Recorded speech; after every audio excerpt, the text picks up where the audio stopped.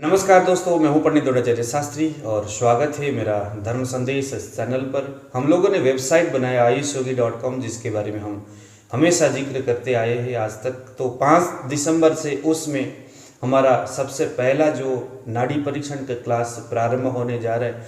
बहुत सारे लोग हमसे नाड़ी सीखना और समझना चाहते हैं। दरअसल प्रैक्टिकल की बात है, नाड़ी परीक्षण तो सिर्फ प्रैक्टिकल से ही हम समझ सकते हैं। तो वहाँ आप सभी लोग आइए और आकर के वहाँ से हम इस चीज़ को फेस टू फेस किसी गूगल मीट या जूम ऐप जैसे भी होगा, जितने भी लोग होंगे उनके आधार पर हम आपको वहाँ पर वो सारी चीज़ें सिखाएंगे। तो आप तुरंत जाइए www.ayushyogi.com इस वेबसाइट के ऊपर। तो दोस्तों, आज मेरा इस वीडियो बनाने का प्रयोजन एक तो ये है कि आपको मैं ये जानकारी दे दूं कि वहाँ 5 तारीख से हमारा प्रोग्राम शुरू है एजुकेशन का। आज मैं आपके सामने लेके आया हूँ एलर्जी है। किसी को भी अगर किसी चीज़ का कोई एलर्जी है, किसी को जुकाम हो रहा है, नज़ला खांसी हमेशा होता रहता है, ठीक नहीं होता कभी भी। और बहुत सारे एलर्जी, जैसे किसी को मिट्टी के पराग से एलर्जी है, उसके कण से, किसी को फूल के पराग से एलर्जी, किसी को सनलाइट से एलर्जी, किसी को जानवर के जो वाल है उससे उड़ने वाली जो धूल कण है उससे एलर्जी, किसी को बुक जो पुराना जो पुस्तकें हैं वहाँ जो एक प्रकार का स्मेल होता है, जो धूल मिट्टी टाइप का, उससे मेरे को उससे एलर्जी है। तो तमाम लोग हैं जिनको इस तरह के एलर्जी है। तो वहाँ पर एक मैं आपको अभी फार्मूला देने जा रहा हूँ, यकीनन इसको आप नोट करिए। इस कंपोजिशन को देख के ही अगर आप आयुर्वेदिक वैद्य हो, आपको लगेगा कि यार वाकई में ये बहुत अच्छा कंपोजिशन है। तो सबसे पहले आपने क्या करना है, एलर्जी नाशक सबसे पहले आपने श्वास कुठार रस, क्योंकि एलर्जी की बात हो, श्वास कुठार और लक्ष्मी विलास ना डाले जाए ऐसा तो हो नहीं सकता। तो 10 ग्राम आपने लेना है यहाँ श्वास कुठार रस, प्रवाल पिष्टी आपने यहाँ 5 ग्राम और अभ्रक आपने 5 ग्राम लेना है। लक्ष्मी विलास रस आपने यहाँ 20 ग्राम लेना है। सीतोपलादी चूर्ण आपने यहाँ 25 ग्राम लेना है। त्रिकुटा, त्रिकटु भी बोलते हैं। त्रिकटु इसीलिए क्योंकि इसमें 3 इंग्रेडिएंट्स है, कटु द्रव्य यानी पिपली, सौंठ और काली मिर्ची, ये तीनों ही कटु द्रव्य है ना, तो त्रिकटु इसीलिए यहाँ पर बोला गया है। ठीक है, तो त्रिकटु हमें यहाँ डालना है 10 ग्राम। और उसके बाद यहाँ संजीवनी वटी मार्केट में मिलती है, इसे आपने यहाँ डालना है 10 ग्राम बस। इन सभी आयुर्वेदिक दवाइयों को अच्छे फार्मेसी से ले आना है। अगर आपके पास बहुत पुराना पेशेंट है तो आपके लिए ज़रूरी है थोड़ा पैसे ज़्यादा लो उनसे, और अच्छे फार्मेसी का बढ़िया क्वालिटी का बना हुआ ये सारी चीज़ें आप कलेक्शन करके ले आओ। उसके बाद अच्छी तरह से बढ़िया इसको खरल करके एक दवाई और जिसका नाम है वासावलेह, वासावलेह में इसको 2 ग्राम सुबह शाम खाना खाने के बाद चटाना है रोगी को। और खाना जो भोजन होगा वो कफकारक पदार्थ नहीं देंगे।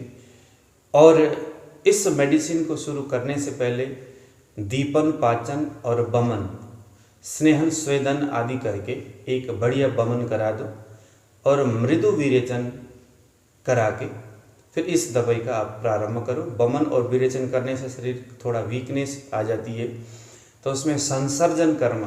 बहुत सारे लोग पूछते हैं कि सर ये संसर्जन है क्या चीज़?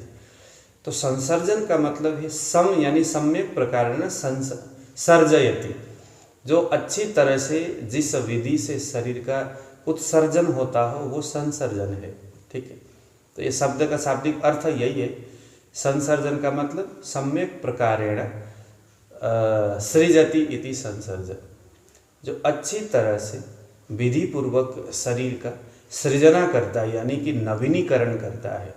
बमन करने के बाद संसर्जन बताया जाता है, क्योंकि बमन करने से शरीर रह जाता है कमजोर, है ना, अग्नि हो जाता है मंद। विरेचन करने से भी अग्नि मंद होता है। तो मंदाग्नि की स्थिति में हमें शरीर का संवर्धन करना पड़ता है ना, शरीर को फिर उठाना पड़ता है।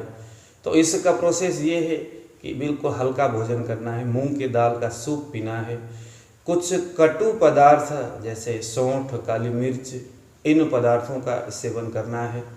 तो ऐसा करने से क्या होगा कि पुनः वो जो अग्नि है, वो जो है ना शोधन कर्म करने से जो व्यथित हो गया था, कमज़ोर पड़ गया था, वो फिर जग जाएगा। जब जगेगा, नवीनीकरण जब होगा ना किसी चीज़ में, तो फिर वो सारी चीज़ों को, फिर जो दोष है उसको, बचा कुचा जो दोष है उसको फिर वो जला देती है, खत्म कर देती है।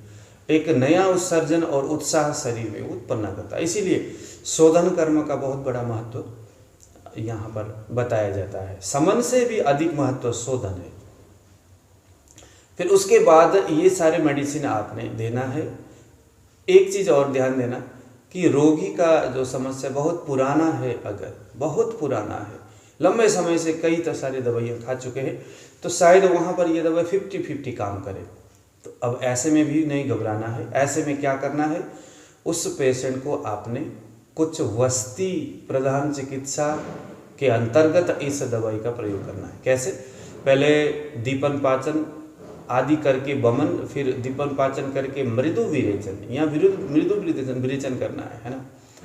और उसके बाद आपने इस दवाई को प्रयोग करने से पहले आप वस्ती यानी कि जो एनिमा बोलते हैं जैसे, वो वस्ती क्रिया आपने करना है। किसी भी चीज़ का करिए वस्ती क्रिया।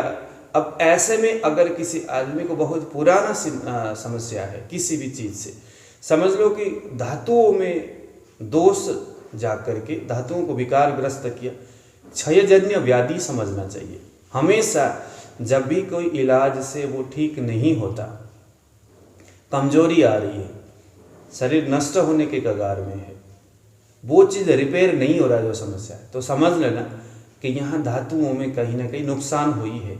उसके भरपाई ध्यान देना। खाने वाली दवाई से बेहतर एनिमा ही बेहतर है। जैसे तिक्त क्षीर वस्ती हो गया, जैसे 10 मूल तेल हो गया, जैसे इस तरह के घृत सिद्ध कुछ भी जो दवाइयाँ हैं वो हो गया। थोड़ा ध्यान दे करके अनुवासन और निरूह इस हिसाब से देना है कि रोगी के शरीर में अगर कोई दोष है तो निकल भी जाए, कमजोरी है तो उसमें संसर्जन भी होता रहे। इस तरह से आपने वस्ती प्रधान चिकित्सा उसमें देना है। और उसके साथ साथ अभी मैंने जो आपको जो एलर्जी नाशक जो फार्मूला बताया उसका प्रयोग आपने कंटिन्यू करना है। तो ध्यान देना कम से कम भी 45 दिन तक कंटिन्यू इस दवाई को दे करके 7-8 दिन तक आपने इसमें ब्रेक लेना है।